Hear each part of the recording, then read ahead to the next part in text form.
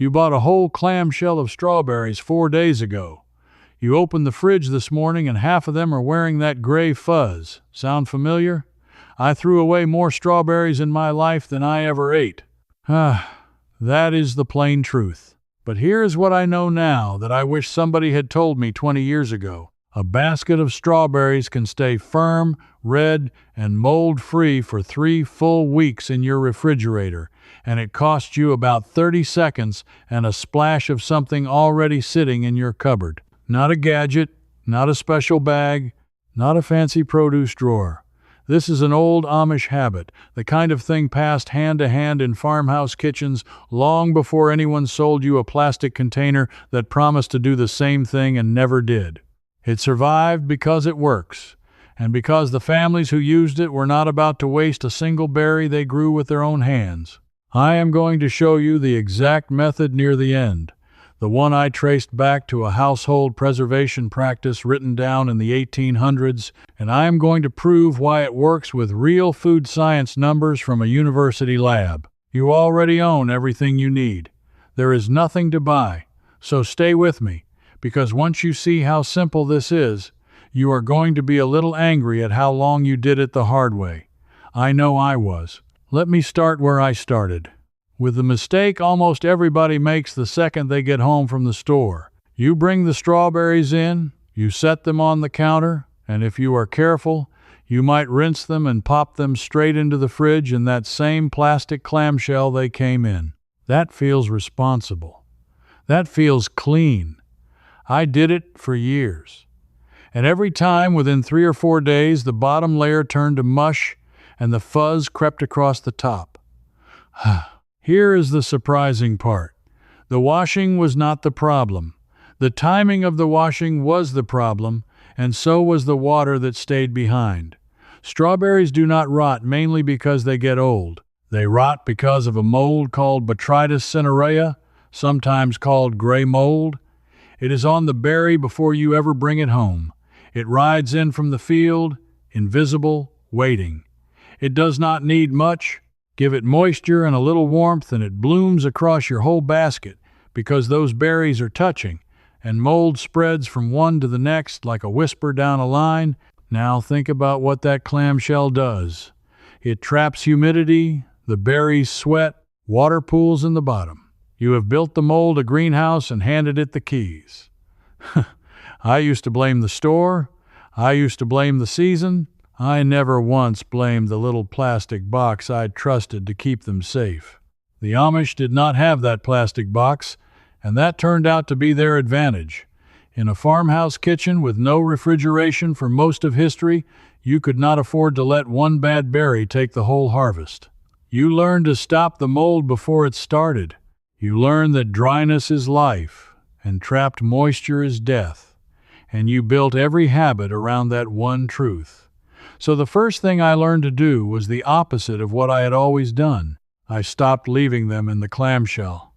But that alone was not the secret. That was just the door opening, because there was still the question of the mold that was already riding on the fruit, and no amount of dry storage kills something that is already there. For that, you need the actual trick, and that is where this gets good. Let me tell you about the water bath, because this is the piece that changed everything for me, and it is the piece almost nobody gets right.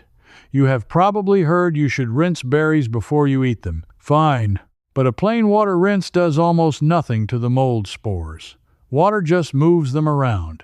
What the old kitchens used, and what real food science backs up today, is a mild vinegar bath. Plain distilled white vinegar, the cheapest bottle on the shelf, the one you already own. Here is the reason it works, and it is not folklore. Vinegar is acetic acid. Mold spores cannot survive contact with an acid environment the way they survive plain water. A diluted vinegar rinse kills the surface spores of botrytis before they ever get a chance to bloom. That is the whole ballgame. You are not preserving the berry with a chemical coating. You are wiping out the invisible enemy that was going to eat it from the outside in. And this is where I want to give you the first real number, because I am the kind of person who did not believe any of this until I saw it proven. Researchers looking at berry storage have found that a diluted vinegar rinse can cut mold growth dramatically and extend the usable life of soft fruit well beyond a plain water rinse or no rinse at all. We are not talking about an extra day. We are talking about turning a 4-day berry into a 2.5 or 3-week berry.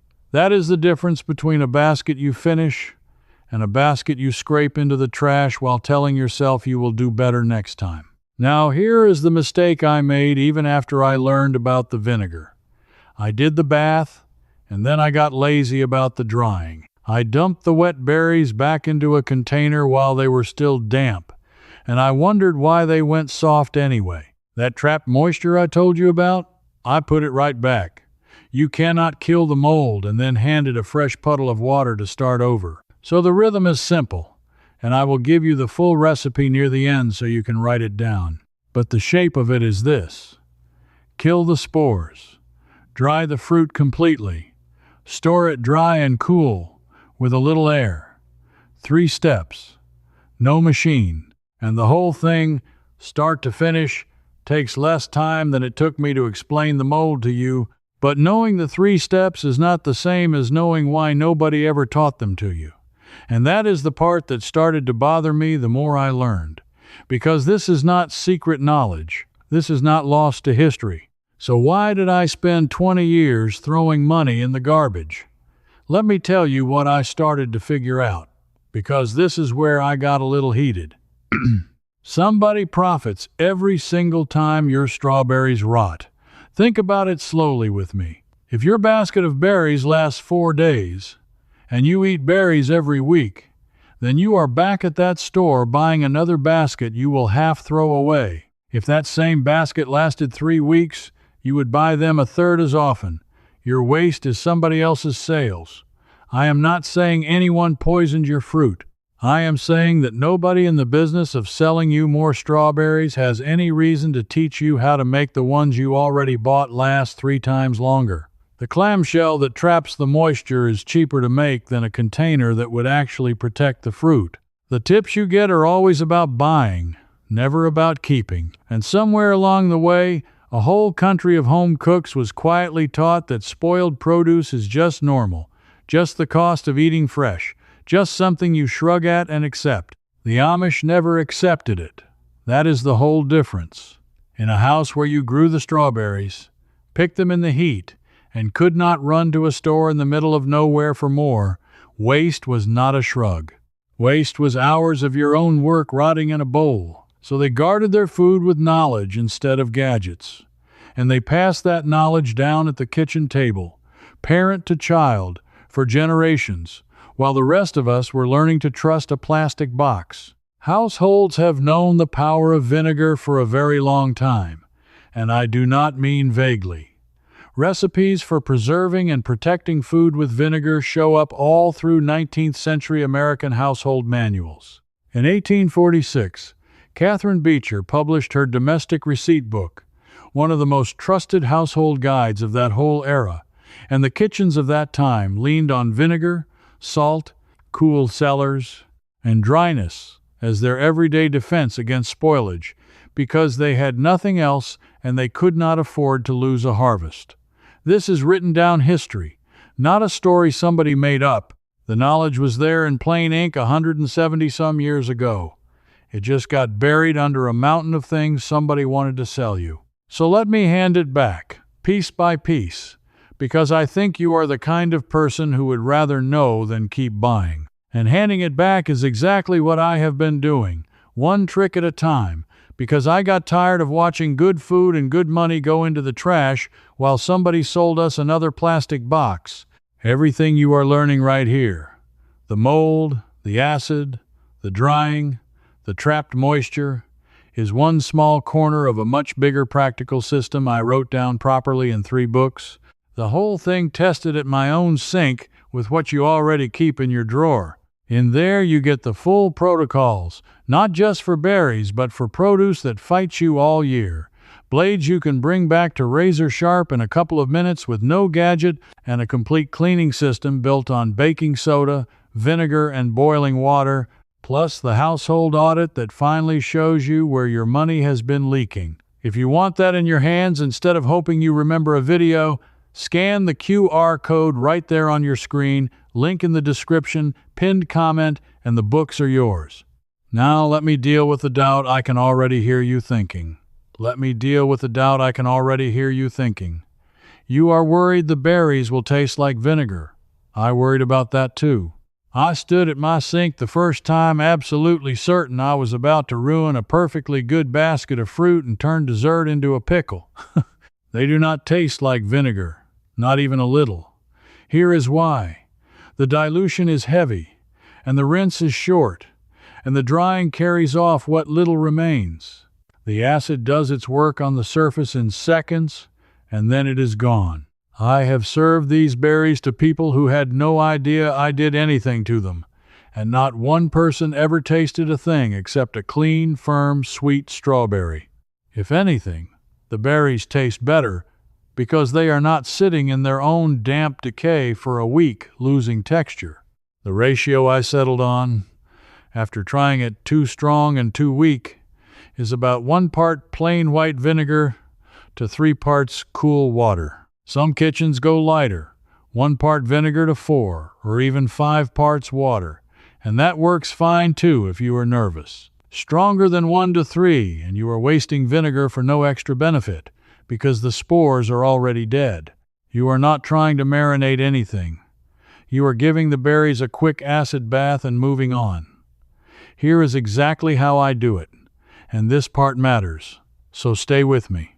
I fill a big bowl with the cool water and the vinegar. I take the strawberries straight out of that clamshell and I lower the whole batch into the bath.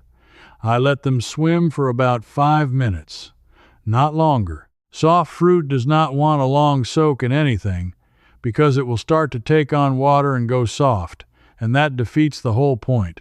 5 minutes is plenty of time for the acid to do its job on the surface. Then I lift them out and rinse them gently under cool running water. Yes, you rinse the vinegar off. This is the step people skip, and it is the step that guarantees no vinegar taste at all. A quick clean water rinse washes away the diluted acid and the dead spores together, and now you have a berry that is clean down to the surface with nothing living on it waiting to bloom. And now comes the step that separates the people who make this work from the people who try it once and give up. The drying. You have to get them dry, completely dry, not damp, not mostly dry. Dry like you never washed them at all. Because everything we said about trap moisture is still true. A vinegar-clean berry that stays wet will still soften, because water alone breaks down that soft flesh even without the mold. I lay mine out on a clean kitchen towel in a single layer, and I lay another towel on top and pat them, gentle as you please. Then I let them air out for a bit until every one of them is dry to the touch. If you have a salad spinner, you can spin them dry with a paper towel in the basket, but go easy, because a rough spin will bruise them, and a bruise is a doorway for rot all over again. I did not always own a salad spinner, and I did fine with 2 towels and 10 minutes of patience. So there you have the full backbone of the method. But I promised you this works, even if you have no garden, no root cellar, no farmhouse, and I mean that. So let me turn straight to you now. If you live in a small apartment, or a suburban kitchen with 1 crowded refrigerator and a single drawer of odds and ends, this next part is for you. And it is the part I am proudest of, because this is where most preservation advice falls apart. Most of it assumes you have a cool cellar, or a spare fridge, or a pantry the size of a bedroom. You do not need any of that. You need a bowl, a bottle of vinegar, a towel, and 1 clean container. That is it. Everything I have described happens at a single sink in a single afternoon, and it fits in the fridge you already have. For storage, here is the small kitchen version that changed the game for me. Take a clean glass jar, a wide-mouthed one if you have it, or any glass container with a lid. Line the bottom with a folded paper towel or a clean cloth. Put your dry, clean berries in loosely. Do not pack them down. Do not crush them into every corner. They need to breathe. Lay another paper towel on top, loosely close the lid, and put the jar in the main body of your fridge. not shoved into the very back where things freeze, and not in the door where the temperature swings every time you open it. Why glass? Because glass does not trap and hold humidity the way that plastic clamshell does, and the paper towel gives any stray moisture somewhere to go besides the surface of your fruit. The berries sit dry, cool, and calm, with the mold already dead and nothing left to feed the rot. That is the whole system, and it works in a studio apartment exactly as well as it works on a farm, because mold does not care how big your kitchen is. It only cares whether it is wet or dry, alive or dead. And let me answer the other quiet worry, the one about cost, because I know this audience, and I know we count our pennies, and we are right too. A gallon of plain white vinegar costs a few dollars, and it lasts you months of berry baths, plus it cleans half your kitchen besides. Compare that to a basket of strawberries you toss every week. Say you throw away just one $4 basket a week that you could have saved. That is over $200 a year in fruit going straight into the trash, and that is a conservative number for a family that actually eats berries. $200 a year, killed by a habit that cost you a splash of vinegar in 10 minutes. I did that math one night and I felt sick, because I had been paying that tax for 2 decades without ever seeing the bill. But strawberries were only where I started. Once I understood the real principle underneath all of this, kill the spores, dry the surface, store cool with a little air, I started seeing it everywhere, and that is when I found the thing I really want to leave you with, the finale, the piece I traced back the furthest, and the one almost nobody alive still does. Here is where it gets interesting, so let me set it up honestly. The vinegar bath is wonderful, but it has one limit. Once you have washed the berries, you have started their clock, because you have handled them and rinsed them, and they are ready to eat. That is perfect if you plan to eat them within those 2 or 3 weeks. But what did the old farmhouse do when they picked far more berries than they could bathe and eat, in a house with no refrigerator at all? What was the deepest secret? The one under the vinegar. Dry storage of the unwashed berry, buried in a way that pulls every trace of moisture away from the fruit before it can ever begin to rot. I found the thread of this in old household preservation practice, the same tradition of cool cellars and dry packing that ran through those 19th century home manuals, and the Amish and old country kitchens carried it forward long after everyone else forgot. The idea is almost too simple to believe, which is exactly why it got laughed out of modern kitchens. You take your firmest, most perfect, completely unwashed berries, the ones with no bruise and no soft spot, and you do not wash them at all. Washing is the enemy of long keeping, because water starts the clock. Instead, you keep them bone dry and you surround them so no 2 berries crush each other and no moisture can gather. Here is the version you can test this very day, and I want you to really hear how ordinary the ingredients are. Take a clean container, lay down a bed of paper towels, place your best unwashed berries in a single layer, not touching if you can manage it, stem on, cap on, no bruises. Cover them loosely, keep them cold, and do not wash a single one until the moment you are about to eat it.